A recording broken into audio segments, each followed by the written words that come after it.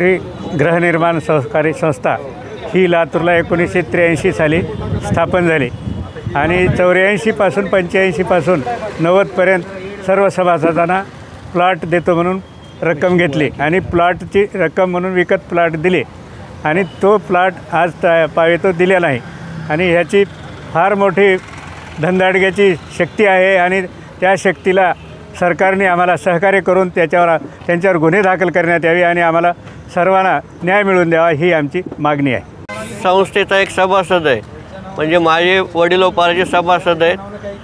सदरील संस्था ही एक मोठा फ्रॉड आहे। हे लोक एक स्कॅमर आहेत। आजच्या तारखेत सांगायचं झालं तर त्यांचा अंदाजे 200 ते 300 कोटी रुपयाचा घोळ आहे। हे लोक खोटं बोलून गोरगरिबाची फसवणूक करतात। रामचंद्र हे जे हरी कोटलवार आहेत हे एक त्यांची प्रशासनावर पकड आहे, त्यामुळे ह्यांना प्रशासन वेळोवेळी मदत करतं आणि प्रशासनावर मदत करत असल्यामुळं आम्हाला तिथं न्याय मिळत नाही। त्यामुळं आम्ही लोकशाहीचा मार्ग लाक्षणिक उपोषण असं करतो आहे। त्यासाठी आम्हाला प्रशासनानं मदत करावी आणि ह्यांच्यावर योग्य ती कारवाई करून चौकशी करावी। आम्ही जे बोलतो ते आमचं तथ्यहीन नसून आमचं योग्य आणि खरं आहे, त्यासाठी आम्हाला शासनानं मदत करावी। माझं नाव संगमदास राजाराम मद्रेवार। 1985 साली आमच्याकडनं सभासद फीस आणि प्लॉटचे पैसे घेतले आणि जमिनी घेतल्या। आत्तापर्यंत आम्हाला दिलेले नाहीत। अलॉट नाही, येणे नाही, लेआउट नाही, फसवेगिरी आहे 100%। तर ह्याच्यावर CBI चौकशी झाली पाहिजे। कन्यका परमेश्वरी गृहनिर्माण संस्थेचे आमच्याकडं प्रमाणपत्र आहेत, सर्टिफिकेट आहेत, प्लॉट नंबर सहित सगळं बोगस आहे। रजिस्टर नाही, कुठलीच संस्था यांच्याकडं रजिस्ट्रेशन नाही।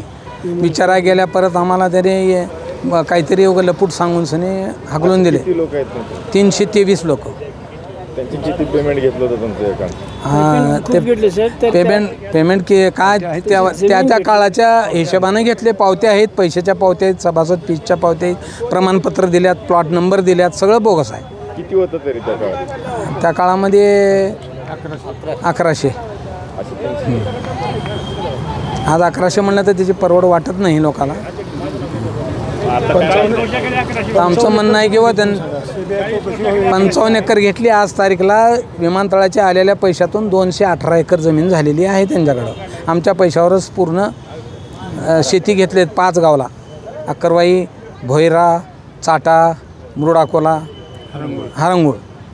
किती पैसे आले होते विमानतळाचे? विमानतळाचे 5 ते 5.5 कोटी आलेला आम्हाला असा अनुमान आहे।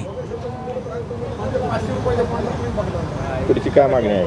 पुढची मागणी की चौकशी करून सखोल चौकशी होणे, CID चौकशी होणे, गुन्हे दाखल करून त्यांना अटक होऊन आम्हाला प्लॉट आणि पैशाचा बदला मोबदला।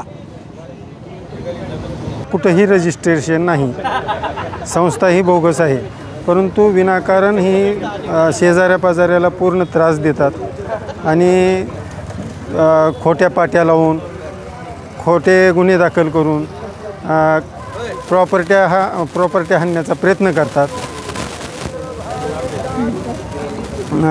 शिक्षण संस्थेवर बी ह्यांची कसल्याही प्रकारची हे नाही, एकही एकर लावलेलं नाही। शिक्षण संस्थेच्या नावानं जवळपास 200 एकरच्या जवळपास जमिनी घेतलेल्या आहेत।